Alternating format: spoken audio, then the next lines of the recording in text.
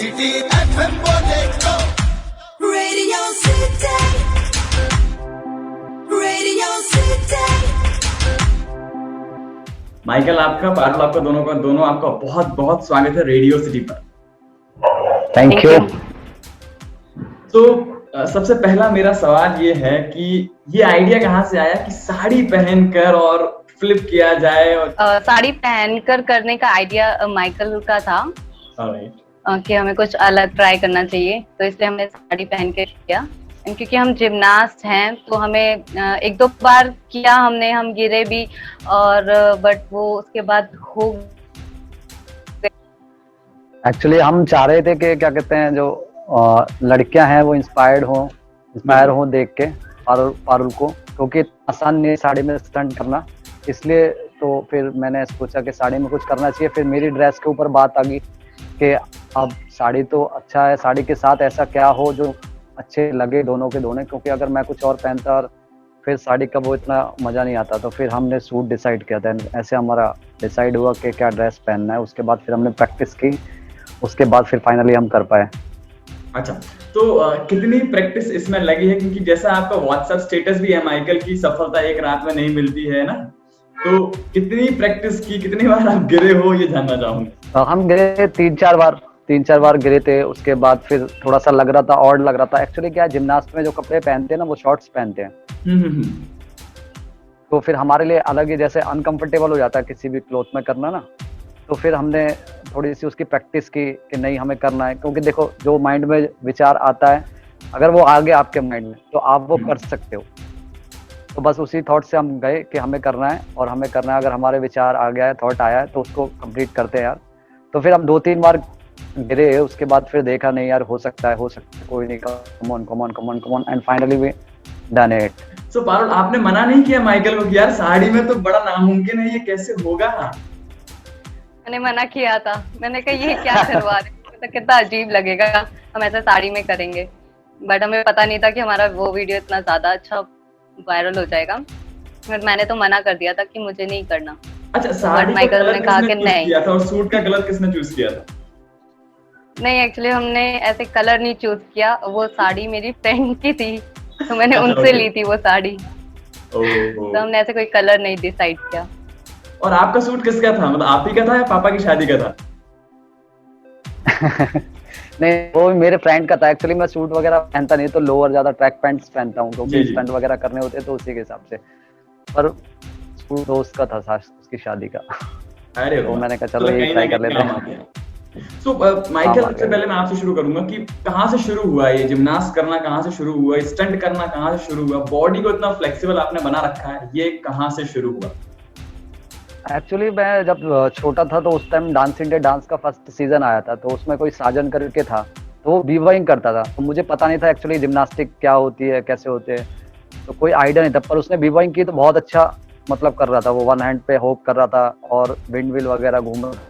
तो उसके बाद फिर मैंने डांस ज्वाइन कर लिया। मैंने कहा डांस में होता है ये सब। फिर डांस के थ्रू एक टीचर थे जो जिम्नास्टिक करके आए थे वहाँ से, जहाँ से मैं सीखा हूँ, सेक्टर 12 फरीदाबाद। कोच है मेरे अशोक कुमार सैनी सर। तो मैं उनके पास गया तो उन्होंने पता किया, तो उन्होंने कहा भाई पहले ब्रिज बना के दिखाओ। तो मैंने उन्हें ब्रिज बना के दिखा दिया। उसके बाद मैं 4 घंटे तक वहां पर खड़ा रहा। तो मेरे उसी डेडिकेशन को देख के कोच ने मुझे एडमिशन दे दिया।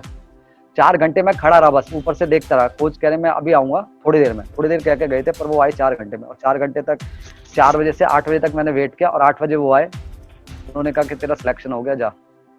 मैं बहुत खुश हो गया। उसके बाद फिर मैंने वहां से स्टार्ट किया। उसके बाद India's got talent, ladies versus Ricky Bahl movie, Filmfare award किया, और एंटरटेनमेंट के लिए कुछ भी करेगा करा, और जी टीवी पे आई कैन डू दैट किया, और सेलिब्रिटी को ट्रेन किया जिनमें गुरमीत चौधरी है, दीनू मोरिया है, शिवानी डांडेकर है, राधिका मदान है, और रियलिटी शो की विनर डांस इंडिया डांस की प्रोनीता स्वर्गरी है।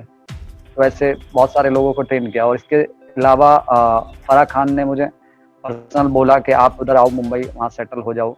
पर मेरा अभी दिल्ली में था, फिर उसके बाद अब जाना था मुझे, पर मैं अभी कोरोना आ गया तो उसकी वजह से रुक गया हूँ। पर अब कोरोना खत्म होते ही मैं मुंबई शिफ्ट हो जाऊंगा। तो मैं बात करूँ पारुल आपकी, तो आपने कैसे शुरू किया? जब हम छोटे थे तो पापा हमें हमेशा चाहते थे कि फिट रहें, तो हमें डेली पार्क लेके जाते थे।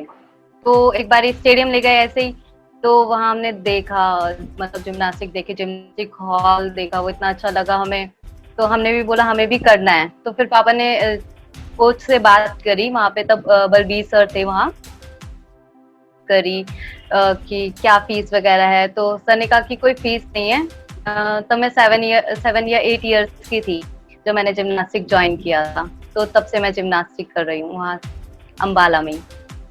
अच्छा, तो आप लोगों का मिलना कैसे हुआ, मतलब ये कैसे हुआ? तो ये पारुल हरियाणा की तरफ से खेलती है, मैं भी हरियाणा की तरफ से स्टेट लेवल का प्लेयर रह चुका हूँ, पर नेशनल में दिल्ली से खेला हूँ क्योंकि मैं दिल्ली शिफ्ट हो गया था। हमारी आपस में बातचीत थी तो फेसबुक पे हम कनेक्ट होते रहते थे। उससे पहले मैं फिर पारुल को बोला था, पारुल ने कि मुझे जॉब करनी है, ऐसे मैं दिल्ली आऊँगी तो कुछ होगा तो बताना। तो फिर मैंने कुछ देखा पारुल के लिए, उसके बाद पारुल आ गई। फिर पारुल ने हमने काम किया साथ में एक ही कंपनी में। उसके बाद फिर पारुल ने कहा कि कुछ करते हैं, वीडियोस बनाते हैं, क्योंकि पारुल का पैशन था जिम्नास्टिक के प्रति ज़्यादा था, तो वो कंटिन्यू हो नहीं पाई जिम्नास्टिक्स। उसके बाद फिर हमने कहा चलो वीडियोस बनाते हैं। फिर हम साथ में आए, फिर हमने बहुत सारी वीडियोस बनाई। तो उसमें फिर नए नए कॉन्सेप्ट, नई नई क्रिएटिविटी, और फिर हमारा जो रहता था वो लोगों को इंस्पायर कैसे कर सकते हैं, इस हिसाब से हम थोड़ा सा करते थे। तो कहीं ना कहीं हमारे माइंड में वही थॉट रहता था कि लोगों को इंस्पायर करना और बी क्रिएटिव, क्योंकि लाइफ में क्रिएटिव होना बहुत जरूरी है। तो जब ये वीडियो आपने अपलोड कर दिया, पता कैसे चला कि ये वायरल हो गया है? मतलब किसने बोला कि भाई बवाल मचा दिया नीली साड़ी और सूट ने?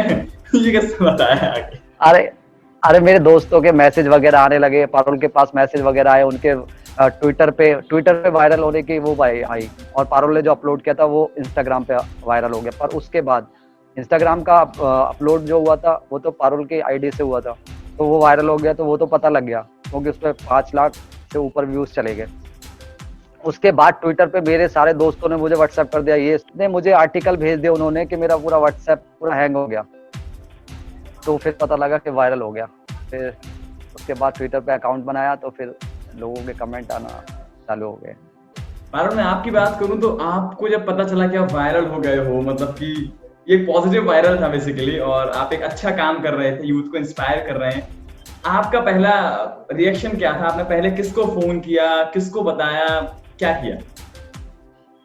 मैंने किसी को फोन नहीं किया, एक्चुअली फोन नहीं आ रहे, खुद फोन आ रहे थे कि पारुल वीडियो वायरल हो गया है, मैसेजेस आ रहे। सबसे पहले तो पंकज सर का कॉल आया कि ऐसे ऐसे ट्विटर पे वायरल हो गई इतने ज्यादा मतलब वीडियो, एंड सब लोग मतलब, और इंस्टाग्राम पे भी हमें मतलब हर कोई टैग कर रहा था, हर कोई अपने पेज पे डाल रहा है वीडियो, हर कोई वो हमें टैग कर रहा है। तो और फिर हमें रात को पता चला, मुझे जिस दिन न्यूज में आया था उस दिन मुझे रात को पता चला कि हमारा है। तो फिर मुझे बहुत खुशी हुई और बहुत सारे आर्टिकल्स भी लिखे, तो बहुत अच्छा लगा। फ्रेंड्स ने ही बताया। बिल्कुल। फैमिली क्या बोल रही थी, मम्मी पापा ने क्या बोला, जो दोस्त हैं साथ में उन्होंने क्या बोला? बहुत खुश हुए, मुझे कॉन्ग्रेचुलेट किया कि वेरी नाइस, बहुत अच्छा कर रहे हो, अच्छी बात है, ये सब। फैमिली भी बहुत खुश हुई। माइकल, आपके फैमिली वालों ने क्या बोला, पापा मम्मी ने क्या बोला आपको? अरे मेरे पापा मम्मी बहुत खुश थे और उन्होंने मतलब मुझे कॉन्ग्रेचुलेशन दिया। और उसके बाद फिर मेरे फ्रेंड्स वगैरह का फोन आ गया, तो वो तो मतलब बात ही करते जा रहे, कह रहा भाई तू काफी दिनों से मेहनत कर रहा था, ये हो गया फाइनली। मैंने कहा यार थैंक यू यार आप लोगों के सपोर्ट के लिए। तो अभी आगे का क्या सोचा है पारुल और माइकल? अभी आगे और ऐसे वीडियोस लेके आना है और यूथ को जोड़ना है और उन्हें इंस्पायर करना, क्या प्लानिंग है आगे का? बस लॉकडाउन खत्म होते ही फिर हम मिलते हैं, उसके बाद फिर हम प्लान करते हैं। प्लान तो वैसे हमने बहुत सारी आइडियाज कर लिए है प्लान, बस वो एग्जीक्यूट करने बाकी है। तो अभी हम मतलब कुछ करने वाले, मतलब कुछ धमाल करने वाले हैं, बहुत इंटरेस्टिंग। बिल्कुल। सो पारुल और माइकल, ये भी जानना चाहूंगा बारी बारी से कि यूथ को लेकर क्या एक मैसेज आप देना चाहते हो? प्लेटफॉर्म पे हैं आप इस वक्त और काफी आपको यूथ पसंद कर रही है, एक ऐसा मौका है, आप ऐसे फेस बन गए जिसके थ्रू मैक्सिमम यूथ जो है जिम्नास्टिक की तरफ बढ़ेगी, आएगी, ज्वाइन करेगी, क्या कहना चाहते हो आप लोग? मेरा यूथ के लिए बस एक यही है कि आपको अपनी लाइफ में, ऐसा नहीं है कि आप जिम्नास्ट में ही आगे बढ़े, आप किसी भी फील्ड में आगे बढ़ सकते हैं, कोई सी भी फील्ड वो हो सकती है। बस आपको एक ही चीज करनी है, बी क्रिएटिव, बस क्रिएटिव रहना। अगर आपके पास वो क्रिएटिव आइडिया है तो आप आगे जा सकते हो।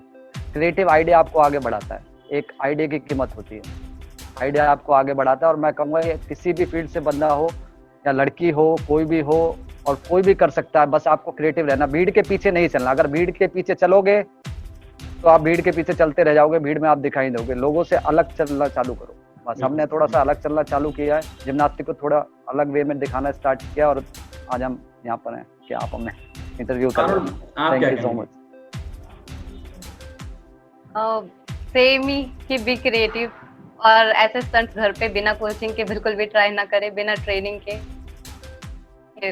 इंजरी हो सकती है। तो सबसे पहला एक आखिरी सवाल मेरा ये है कि अब आगे और चीजें बड़ी हो जाएंगी, आगे आप और कुछ नया ट्राई करोगे, तो ऐसा कुछ प्लान है कि आप कुछ और लोगों को सिखाएंगे ये, या और कुछ लोगों को जोड़ने वाले हो इसमें?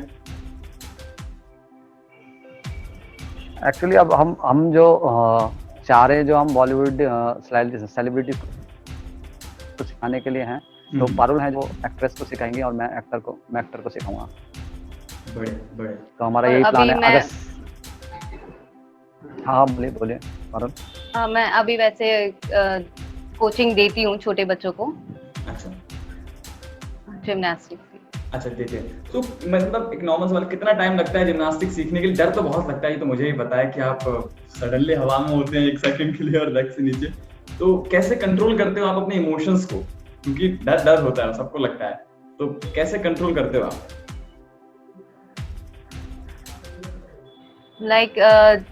जब हम स्टार्टिंग में कोई एलिमेंट स्टार्ट करते हैं तो बेसिक से स्टार्ट करते हैं, और जब उसे इतनी बार प्रैक्टिस करते हैं ना, तो फिर आपको डर नहीं लगता उस एलिमेंट में। स्टार्टिंग में डर लगता है थोड़ा सा, but practice makes a man perfect.